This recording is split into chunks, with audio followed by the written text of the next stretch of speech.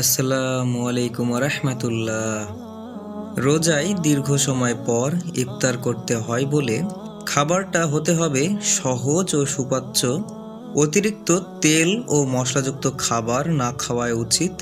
এগুলো খেলে ওজন তো বাড়বেই, সেই সঙ্গে পেটের সমস্যা, মাথা ব্যথা, দুর্বলতা, অবসাদ, আলসার, অ্যাসিডিটি এবং হজমের সমস্যা হতে পারে। তাই জেনে নেওয়া যাক ইফতারে কি খাবেন আর কি খাবেন না। ইফতারের সময় একটি বিষয় মনে রাখতে হবে, ভরপেট খাবেন না। পেটের 1/4 খালি রাখতে হবে।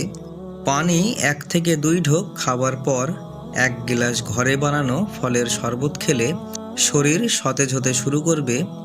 খেজুর বা খোরমা দিয়ে ইফতার শুরু করুন।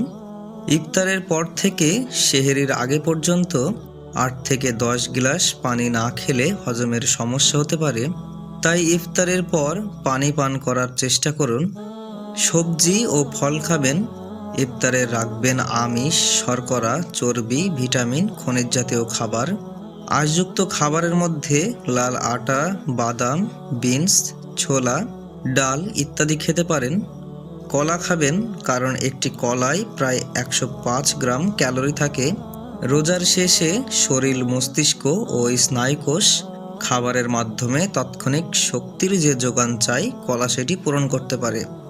অতিরিক্ত তেল ও মশলাযুক্ত খাবার যেমন ছোলা ভুনা, পেঁয়াজি, বেগুনি, চপ, বিরিয়ানি ইত্যাদি বাদ দিতে হবে। পাশাপাশি চিনিযুক্ত খাবারও খাবেন না। আর ইফতারের পর বেশি দুর্বল লাগলে ডাবের পানি বা স্যালাইন খেতে পারেন।